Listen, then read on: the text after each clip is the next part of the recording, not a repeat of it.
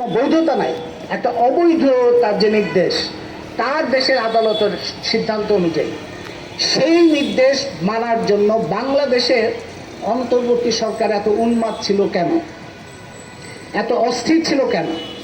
আপনাদের এখানে আরেকটা তথ্য জানানোর দরকার যে এই চুক্তিটা তারা স্বাক্ষর করলো, আমাদের নির্বাচন হয়েছে 12ই ফেব্রুয়ারি, তারা এই চুক্তি স্বাক্ষর করলো 9ই ফেব্রুয়ারি, মানে 2 দিন আগে তারা চুক্তি স্বাক্ষর করলো। মানে তারা অন্তর্বর্তী সরকার যদি ন্যূনতম দেশের বা দেশের মানুষের প্রতি কোনো দায়বদ্ধতা থাকতো, কিংবা তাদের যদি কোনো যৌক্তিক বোধ থাকতো, কিংবা তাদের যদি মেরুদণ্ডের কোনো কিছু অবশিষ্ট থাকতো, তাহলে তারা বলতে পারতো যে আমরা এখন করতে পারবো না, আপনার সামনে নির্বাচন, নির্বাচিত সরকারের সাথে আপনারা দেন দরবার করেন।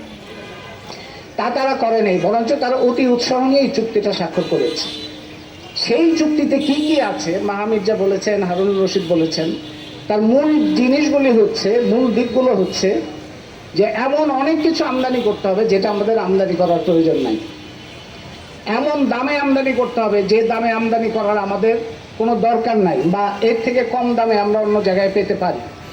কোন দেশের সাথে আমরা বাণিজ্য করব, কোন দেশের কাছ থেকে অস্ত্র কিনবো, সেটা যুক্তরাষ্ট্রের ইচ্ছা এবং স্বার্থ অনুযায়ী করতে হবে। যুক্তরাষ্ট্রের যদি কোনো দেশের সাথে সমস্যা থাকে, তাহলে সেই দেশের সাথে আমরা সম্পর্ক স্থাপন করতে পারবো না। কোনো বাণিজ্য, সেই বাণিজ্য যদি আমাদের জন্য সহজ, সুবিধাজনক এবং আমাদের অর্থনীতির জন্য ভালো হয়, তারপরে আমরা সেই দেশের সাথে কোনো ধরনের চুক্তি করতে পারবো না, কোনো ধরনের সম্পর্ক রাখতে পারবো না।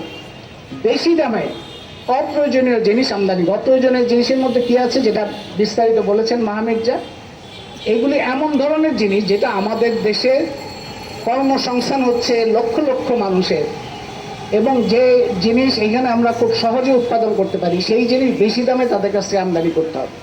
আমদানি করতে হবে অস্ত্র আমদানি করতে হবে, এবং অস্ত্র আমদানি করতে হবে, আমাদের দরকার না থাকলে অস্ত্র আমদানি করতে হবে।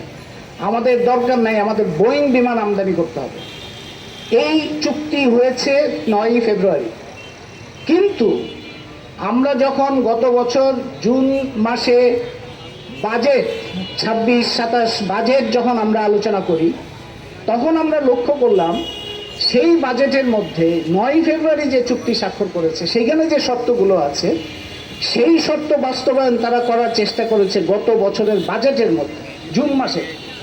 এবং সেইখানে এই যে আমদানি করা হবে, যুক্তরাষ্ট্র থেকে কি কি আমদানি করা হবে, বিনা শুল্কে আমদানি করা হবে, বোয়িং বিমান আনা হবে, অস্ত্র আমদানি করা হবে, তুলা আমদানি করা হবে, এগুলো সব কিন্তু এই গত বছরের বাজেটের মধ্যে, মানে এই বছরের চলতি বছরের বাজেটের মধ্যে আছে। তার মানে অন্তর্বর্তী সরকারে যারা ছিলেন তারা চুক্তি আইনগতভাবে বৈধতা বা চুক্তি স্বাক্ষর হওয়ার আগেই চুক্তি বাস্তবায়নের পথে হেঁটেছেন। এবং ইতিমধ্যে বাংলাদেশে যে আমরা ভর্তুকি, বিপুল ভর্তুকি দেখতে পাচ্ছি বা আমদানি ব্যয় বৃদ্ধি দেখতে পাচ্ছি, এটা সবগুলোই কিন্তু এই চুক্তির সাথেই সম্পর্কিত সরকারের তৎপরতা। আসলে একটা দেশের কি হয়, আমদানি এবং রপ্তানি, এটা যে কোনো দেশের অর্থনৈতিক তৎপরতার একটা গুরুত্বপূর্ণ দিক।